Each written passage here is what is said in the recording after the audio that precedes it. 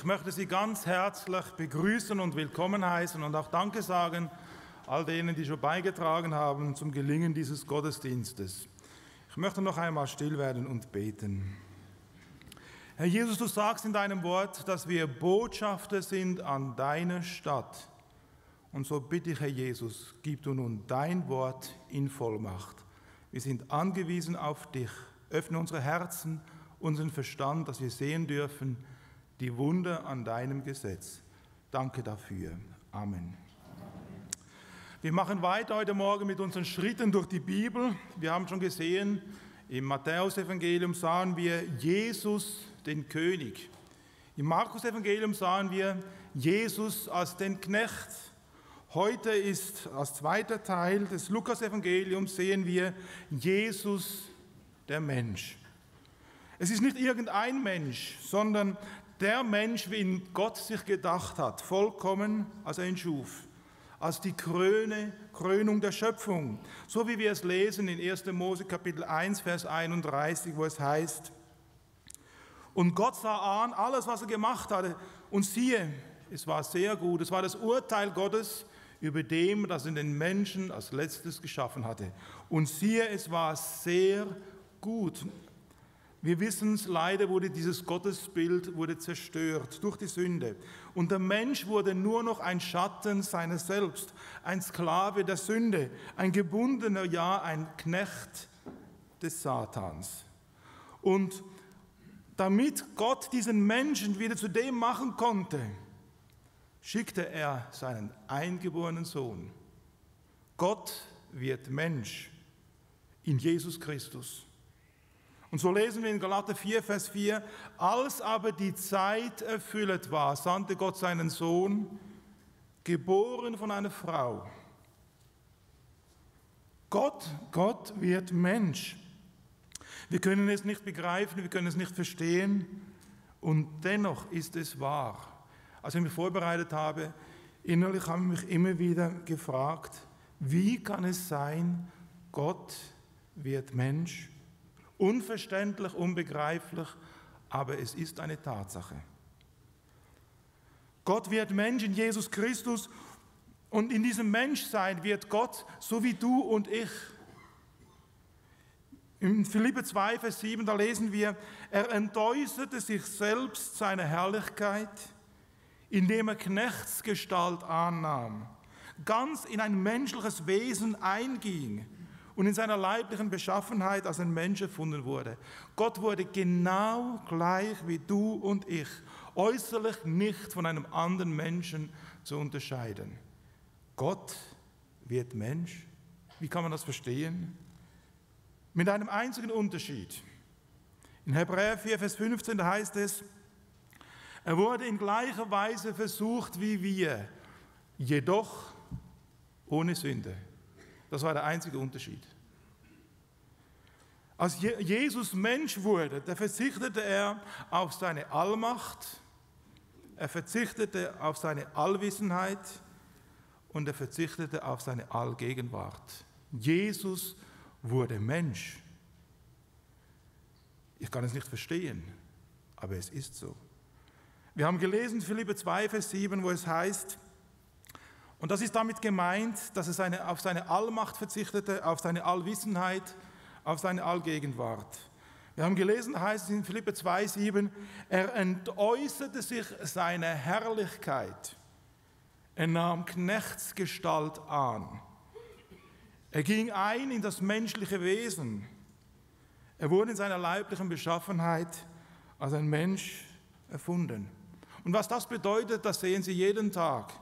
Wenn Sie morgen aufstehen, durch den Tag gehen und am Abend, was sind Sie da, wenn Sie gearbeitet haben? Oder auch, wenn Sie weniger gearbeitet haben, selbst im Urlaub, Sie sind müde.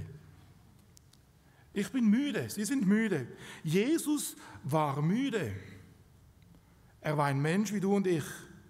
Der Herr Jesus, er ist mit seinen Jüngern unterwegs, da wird uns berichtet, wie Jesus müde.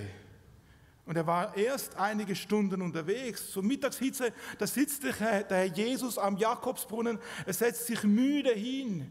Jesus, der Mensch, er ist müde, ein Mensch wie du und ich. Können wir nachlesen, Johannes 4, Vers 6, was heißt, weil nun Jesus müde war von der Reise, setzte er sich so an den Brunnen. Es war um die 6. Stunde, das heißt mittags um 12. Bei der Tageshitze. Jesus hatte die Hitze erlitten, den Staub der Wüste. Und so ist Jesus mitten am Tage müde. Er war so wie du und ich.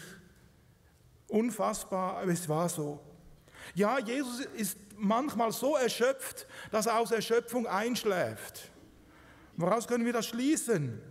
In Lukas 8, da wird uns berichtet, wie der Herr Jesus unterwegs ist mit seinen Jüngern auf dem See Genezareth. Und auf dem See Genezareth kann es passieren, dass innerhalb von kürzester Zeit, dass ein Wetterumschwung stattfindet, dass sich das Wetter völlig ändert. Wir waren unterwegs, diesen April fuhren wir hoch, von Toten Meer hoch nach Haifa. Und innerhalb von einer Stunde fiel die Temperatur um 20 Grad. Plötzlich kam ein Sturm auf und wir haben nur noch einige 100 Meter gesehen, so hat sich der ganze Staub aufgewirbelt. Wenn man dann auf dem See Genezareth ist und innerhalb von kürzester Zeit der Wechsel des Wetters stattfindet, da haben auch die Fischer Angst. Die Berufsfischer, die jeden Tag auf dem See sind. Aber anscheinend ist Jesus so ermattet und so müde, dass er aus Erschöpfung einschläft. Und so lesen wir in Lukas 8, Vers 23, aber auf der Fahrt, da schlief er ein. Da fiel ein Sturmwind auf den See und das Schiff füllte sich und sie waren in Gefahr. Da traten sie hinzu, weckten ihn auf und sprachen, Meister, wir kommen um. Also wenn da Berufsfischer plötzlich sagen, wir haben Angst. Und Jesus merkt es nicht mal, weil er so tief schläft. Jesus war Mensch. Kennen Sie den Schlaf der Schöpfung? Wenn man so 24 Stunden unterwegs ist mit dem Rucksack auf dem Buckel und dann endlich in die Kaserne kommt und dann schläft man wieder ohnmächtig. So kann ich mir vorstellen, was man mit Jesus. Jesus war Mensch. Ein Mensch wie du und ich. Ein Mensch hat auch Hunger. Haben Sie Hunger? Jetzt noch nicht, erst um 12, ja. Aber Jesus hat Hunger. Es wird berichtet, da heißt es, und der Hans-Jörg hat es uns vorgelesen in Lukas 4, Vers 2, da heißt es, und er aß in jenen Tagen nichts 40 Tage. Und als sie zu Ende waren, da hungerte ihn. Jesus war ausgehungert. Er war Mensch. Sonst würde es nicht stehen, dass er Hunger hatte. Er litt Durst. Da hängt er am Kreuz und Jesus hat Durst. In Johannes 19, 28, da lesen wir, nach diesem, dass Jesus wusste, dass schon alles vollbracht war, spricht er, damit die Schrift erfüllt würde, mich dürstet. Jesus hat Durst. Also wir sehen in all dem, wir können noch ganz vieles aufführen, wir sehen in diesen einigen Punkten, Jesus war ein Mensch wie du und ich. Gott wird Mensch. Wie kann ich das verstehen? Er ist müde, er leidet Hunger, hat Durst. Jesus hat auch Tränen vergossen. Der Herr Jesus hat öfters versucht, seine Stadt Jerusalem, seine geliebte Stadt Jerusalem mit seiner Botschaft zu erreichen. Doch die Menschen, sie zeigen ihm die kalte Schulter. Ja, seine Bürger in Nazareth, wo er aufgewachsen ist. Er geht in die Synagoge, er predigt das Evangelium. Und dann wollen sie ihn nehmen und den Berg hinunterstürzen. Also sie zeigen Jesus gegenüber die kalte Schulter. Was will denn dieser? Und wisst ihr, so kommt er dann eines Tages wieder nach Jerusalem. Mit Tränen im Gesicht. In Lukas 19, 41, da lesen wir, wie der Herr Jesus seine Tränen nicht zurückhalten kann. Und er näherte sich der Stadt, Lukas 19, 41, und er weinte über sie. Also der Herr Jesus war ein Mensch voller Gefühle, voller Emotionen, zutiefst bewegt. Das Schicksal seiner Stadt, und er wusste, was auf sie zukommt, lässt ihn nicht kalt. Und über all dem fängt Jesus an zu weinen. Wann haben wir das letzte Mal geweint über unsere Stadt, über unser Land? Nicht, weil sie eine falsche Politik machen, sondern weil sie ewig verloren gehen, die Menschen. Und wisst ihr, der Jesus, auch er weint am Grabe seines Freundes. Da ist der Lazarus, sein Freund, der ist gestorben. Und die Beerdigung, die findet statt. Und da lesen wir in Johannes 11,33, wie die ganze Trauergesellschaft den Tod dieses Lazarus beweint. Und da wird der Herr Jesus mit hineingenommen. Und es heißt dann da in Johannes 11,33, als nun Jesus sah, wie sie weinte und wie die Juden, die mit ihr gekommen waren, weinten, da heißt es so ganz schlicht und ergreifend, und Jesus weinte. Aus welchen Gründen auch immer. Hat er geweint, weil der Tod diese Macht hat? Hat er geweint, weil die Menschen voll Unglaube waren? Weil die Menschen nicht wussten, wer er, Jesus, ist? Wir wissen es nicht, wir sehen nur, hier laufen Tränen die Wangen des Herrn Jesus runter. Können wir noch weinen? Können Sie sich vorstellen, es gibt so ein schönes Lied, wo es heißt, Männer döne Granne. Kennt ihr das? Männer weinen nicht, sie schießen lieber. Oder wenn Politiker plötzlich, anstelle auf den Knopf zu drücken, anfangen zu heulen. Jesus, er konnte weinen. Jesus, er war Mensch, ein Mensch wie du und ich. Und gerade auch wir Männer, können wir noch zu unseren Tränen stehen oder sind wir einfach immer so stark? Können wir dazu stehen und sagen, ja, ich habe Emotionen und Gefühle. Manchmal tut es gut, wenn man weinen kann. Wisst ihr, aber der Herr Jesus hat nicht nur geweint, der Herr Jesus hat sich auch gefreut. Der Herr Jesus konnte Feste feiern. Ich hoffe nicht, dass du so ein Trauerklos bist, der so wie saure Gurkenzeit durch die Gegend läuft. Ja, sondern dass du ein Christ bist, der sich freuen kann, der Menschen einladen kann, ein Fest feiern kann, eine gute Wurst auf dem Grill und so weiter und so fort. Kannst du dich freuen? Jesus, er konnte Feste feiern. Jesus war oft eingeladen. Ja, weswegen lädt man ihn ein? Nur wegen seiner Lehre, sondern auch wegen dem, er war Mensch, er war umgänglich. Er hat den Menschen begegnet auf der Augenhöhe. Jesus pflegte gern Tischgemeinschaft. Ja, die Gegner vom Herrn Jesus, sie werfen ihm sogar vor in Lukas 5,31. Ja, warum esst und trinkt ihr mit den Zöllnern und Sündern? Also Jesus, er konnte sich freuen und hat sogar maßgeblich auch zur Freude beigetragen. Ja, wie hat er das getan? Es ist interessant, der Herr Jesus ist eingeladen bei einer Hochzeit und was nimmt er mit? 600 Flaschen Wein. Ja, 600 Liter hat er gemacht, ja. Können Sie nachlesen, die Hochzeit zu Kana. Da hat es Wein gemangelt. Und was macht der Herr Jesus? Er trägt maßgeblich zur guten Gelingen dieser Hochzeit bei. Klar, das ging eine längere Zeit, über eine Woche wahrscheinlich. Es waren viele Leute eingeladen, da wurde auch etwas getrunken. Und der Herr Jesus trägt bei, dass die Freude auch da ist. Für Juden war es damals ganz üblich und normal, dass man ein Glas Wein getrunken hat. Es ist Ausdruck der Lebensfreude, der Fülle. Und Jesus hat zu dem beigetragen. Wir sehen also in alledem, Jesus, er war ganz und gar Mensch.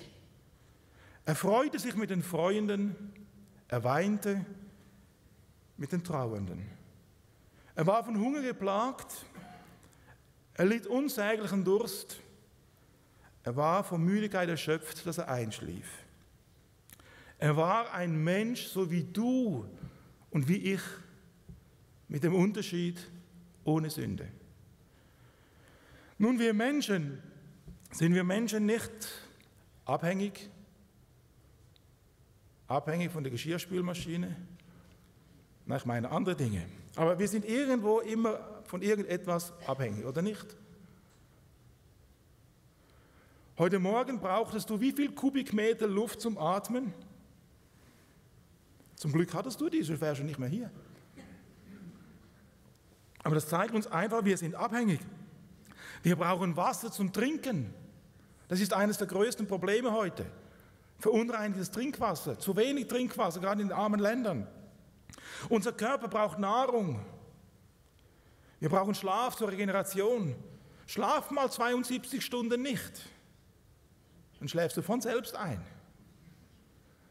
Wie hat man die Menschen auch gequält? Folter, Schlafentzug. Immer wenn sie einschlafen wollten, kamen sie wieder mit Licht, Musik aufgeweckt. Und die Leute, die nicht schlafen können, die man gefoltert hat mit Schlafentzug, die sind schlussendlich irre geworden. Ein Mensch ist abhängig, er braucht Atmung, er braucht Trinken, er braucht Nahrung, er braucht Schlaf und so weiter und so fort. Man braucht das, wir sind abhängig. Aber wir brauchen auch Schutz und Sicherheit. Wir brauchen doch einen Ort, wo wir uns wohlfühlen. In meiner Stube fühle ich mich wohl. Ich kann meine Füße hochlagern, was trinken dabei, zum Fenster rausschauen, ein Buch lesen. Da fühle ich mich wohl. Ich brauche Geborgenheit. Da brauchst du das nicht. Also wenn du sagst, nein, dann bist du kein Mensch. Ja, dann bist du eine Maschine. Aber wir sind Menschen. Wir brauchen Nähe. Wir brauchen Wärme. Wir brauchen Verständnis. Oder wer kann von uns sagen, dass es seine Nieren sagen kann, so, jetzt mache mal etwas, arbeite, sei fleißig? Oder seine Leber, liebe Leber, fang an zu arbeiten, ich habe ein Glas Wein getrunken. Auch das kann er nicht. Niemand kann seine Haare wachsen lassen, auch wenn er es gerne hätte. Gerade wir Männer sind da geneigt, ja? Oder wer kann seinem Herz schlagen, bitte schlage das schnell, ich bin nervös. Also das zeigt uns alles, wir Menschen, wir sind abhängig. Wir sind abhängig von anderen Menschen, von Umständen, von Begebenheiten. Ich sage mal auch von Naturgesetzen. Wisst ihr, auch der Herr Jesus war abhängig. Der Herr Jesus, er brauchte Luft zum Atmen. Er brauchte Wasser zum Trinken. Er brauchte Nahrung für seinen Körper, Schlaf zur Regeneration. Und wisst ihr, der Herr Jesus war sich dessen so zutiefst bewusst, dass der Herr Jesus Folgendes sagt. Johannes 15, 19. Wahrlich, wahrlich, ich sage euch, der Sohn kann nichts von sich selber aus tun, sondern nur, was er den Vater tun sieht. Denn was dieser tut, das tut gleicherweise auch der Sohn. Er war abhängig von seinem Vater. Er war abhängig von seinem Vater im Himmel.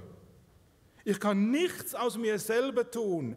Seine Seele brauchte Schutz und Geborgenheit, Wärme und Verständnis. Er war abhängig, dass der Vater alles in den Händen hält, alles trägt.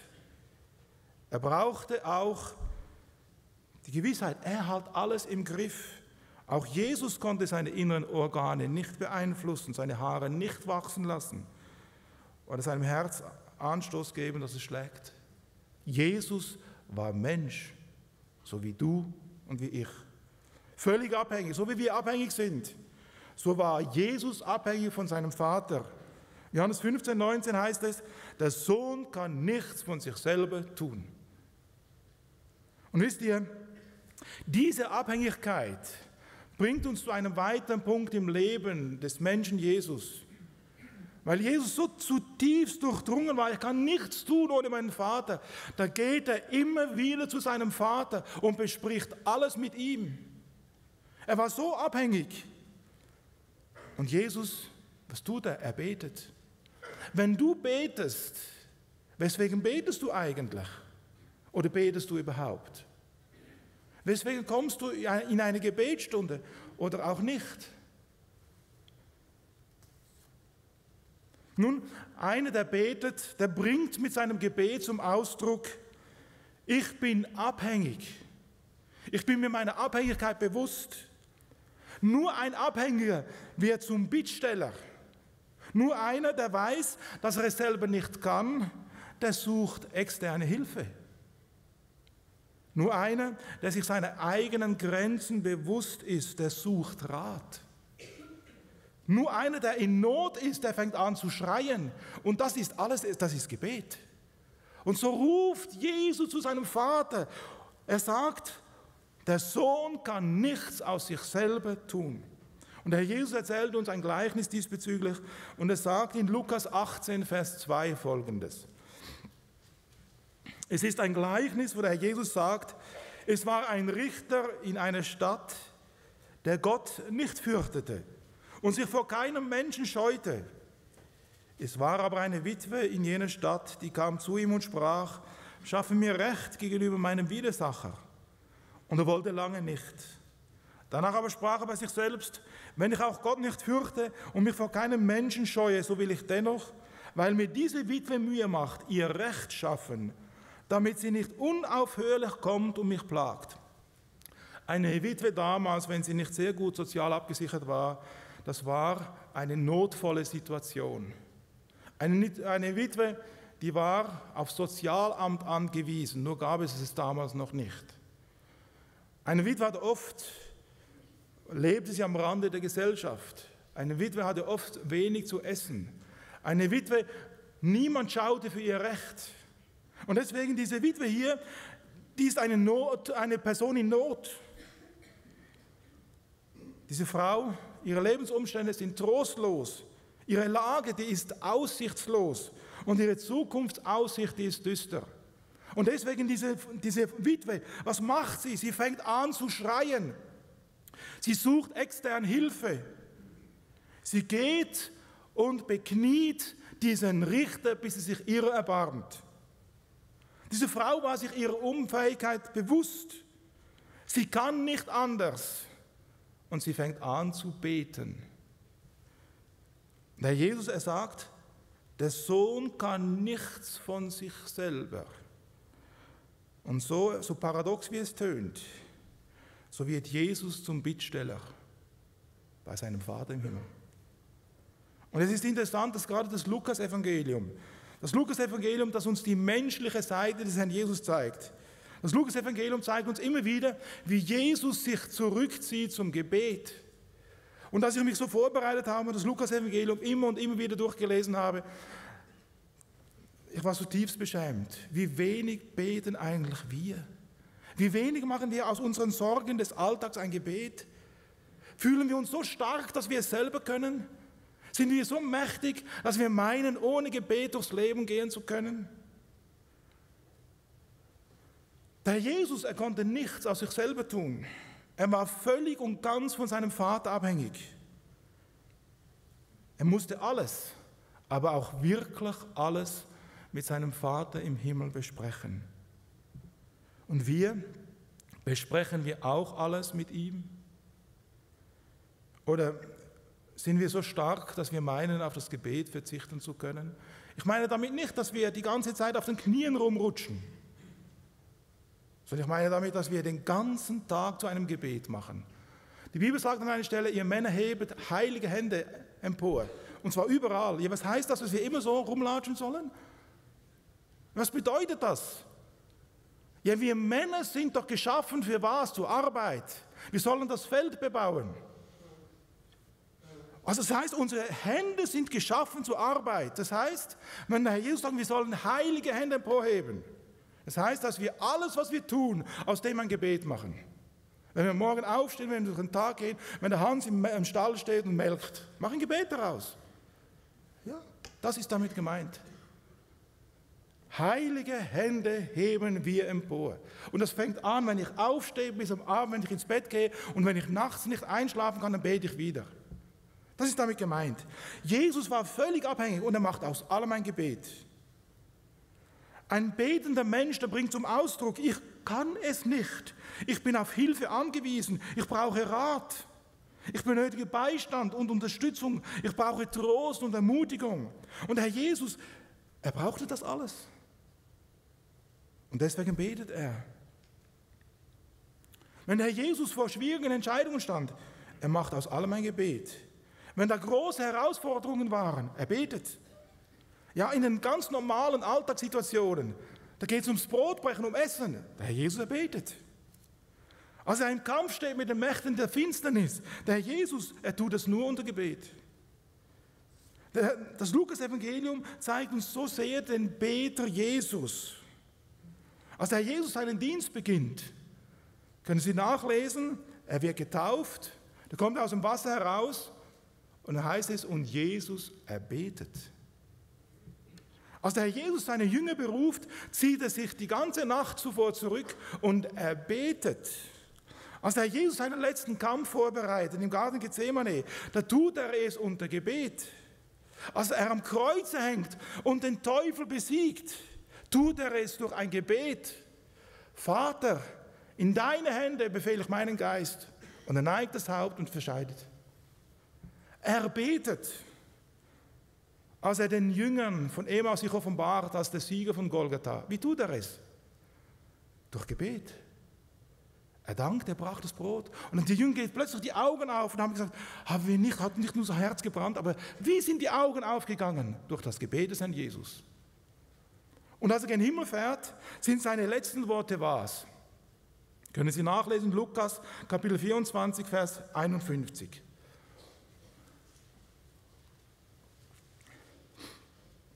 Da heißt es ab Vers 50, er führte sie aber hinaus bis an die Nähe von Bethanien und hob seine Hände auf und segnete sie. Und es geschah, indem er sie segnete, das heißt, indem er betete, schied er von ihnen und wurde aufgehoben in den Himmel. Die letzten Worte auf dieser Erde des Herrn Jesus waren was? Ein Gebet. Der Herr Jesus, er kann nichts aus sich selber tun. Er betet. Noch einmal möchte ich Sie fragen, sind wir von uns selber so überzeugt, dass wir meinen, ohne Gebet durchs Leben gehen zu können? Fühlen wir uns so stark, dass wir meinen, nicht alles mit unserem himmlischen Vater besprechen zu müssen? Jesus, er betet. Und wenn Jesus betet, brauchen wir es dann nicht noch viel mehr? Nicht, dass du jetzt die Arbeit liegen lässt. Du kannst beten und arbeiten, hast jetzt 2 Hände. Und wer nicht arbeiten will, soll nicht essen. Aber mach aus deiner Arbeit ein Gebet. Und wenn du Zeit hast, dann nimm dir Zeit zum Gebet. Jesus, er betet.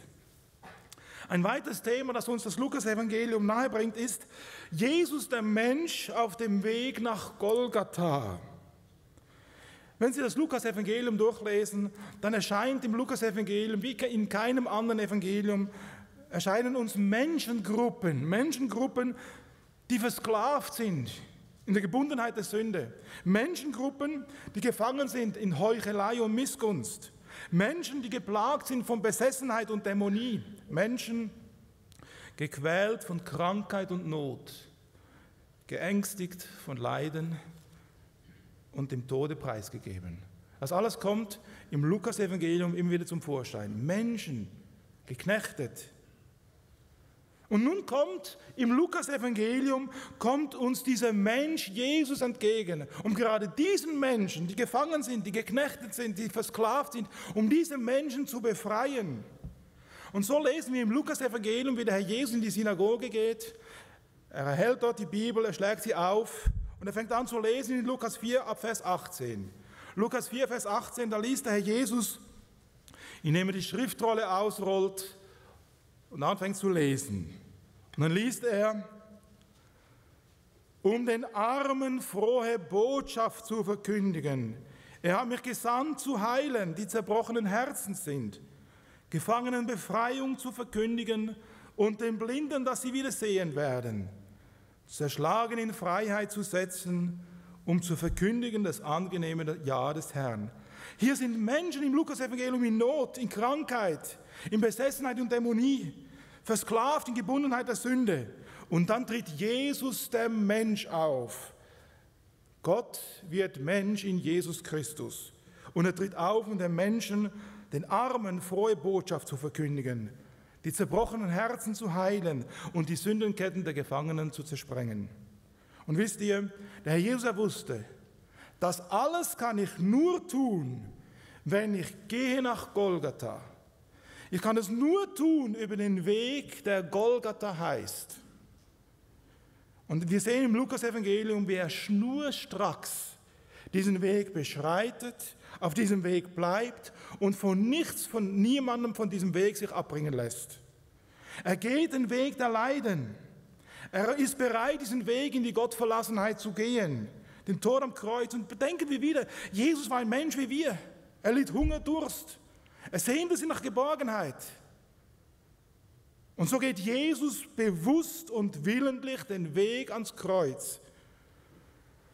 Jesus, von einer Frau geboren, doch ohne Sünde. Er geht den Weg ans Kreuz als Mensch, um dich, den Menschen, erlösen zu können. Und so wird Jesus Christus, so wird Gott in Jesus Christus, wird Mensch, um für dich das Sündenlamm zu werden. Und mit seinem eigenen Blut für dich, den Menschen, zu bezahlen. Und deswegen lesen wir auch in Hebräer Kapitel 10, Vers 6, wo es heißt, an Brandopfern und Sündopfern hast du kein Wohlgefallen gehabt. Da sprach ich, also der Herr Jesus, siehe, ich komme. In der Buchrolle steht von mir geschrieben, um deinen Willen, o Gott, zu tun. Jesus wusste um die ihm gestellte Aufgabe. Er würde Mensch werden, um Menschen zu erlösen. Er würde als Mensch den Weg gehen ans Kreuz von Golgatha. Und er wusste, was es ihn kosten würde. Er war ein Mensch, voller Angst, Hoffnungen, Sehnsüchte. Er war müde, kannte Schmerzen und vergoss Tränen. Und dennoch richtet er bewusst und willentlich zielstrebig seine Schritte nach Golgatha, weil er dich im Visier hatte, dich im Fokus, dich den Menschen. Und so lesen wir in Lukas 9 ab Vers 51, wo es heißt, und er richtete fest entschlossen sein Augenmerk darauf, nach Jerusalem zu ziehen. Vor Grundlegung der Welt hat er schon entschieden, zusammen mit seinem Vater in Ewigkeiten, er wird Mensch, um ans Kreuz von Golgatha zu gehen, um dich zu erlösen. Und als er Mensch ist, da richtet er fest entschlossen sein Augenmerk darauf, um nach Jerusalem zu gehen, um für dich zu bezahlen. Der Jesus hat ein Ziel vor Augen, dem gilt seine ganze Aufmerksamkeit. Und nichts und niemand konnte ihn davon abbringen. Er wollte am Kreuz für dich den Preis bezahlen. Und so lesen wir in Lukas 18, wie der Jesus alles wusste. Er wusste, was auf ihn zukommt. Und dennoch richtete er fest entschlossen sein Augenmerk darauf, nach Jerusalem zu gehen, obwohl er wusste, was kommt. Denn der Jesus sagt selber in Lukas 18, Vers 31, und er nahm die 12 zu sich und sagte zu ihnen, wir gehen nun nach Jerusalem hinauf. Und es wird alles erfüllt werden, was durch die Propheten von dem Menschensohn, das heißt von Jesus, gesagt wurde. Denn er wird den Heiden überliefert und verspottet, misshandelt und angeschrien werden, und sie werden ihn geißeln und töten und am 3. Tage wieder auferstehen. Jesus wusste und dennoch geht er, weil er dich im Fokus hatte. Gott wird in Jesus Mensch und dieser Mensch richtet seine Schritte, sein Ziel darauf, dich zu erlösen, bewusst und willentlich, zielstrebig und unablässig, weil er dich im Visier hat, dich in den Augen. Gott will nicht den Tod des Sünders, sondern dass er sich bekehrt und lebt. Und deswegen das ganze Lukas-Evangelium zeigt uns den Menschen, wie er leidet, wie er kämpft, wie er ringt, wie er mit Menschen konfrontiert wird, die besessen sind, die in Krankheit leiden.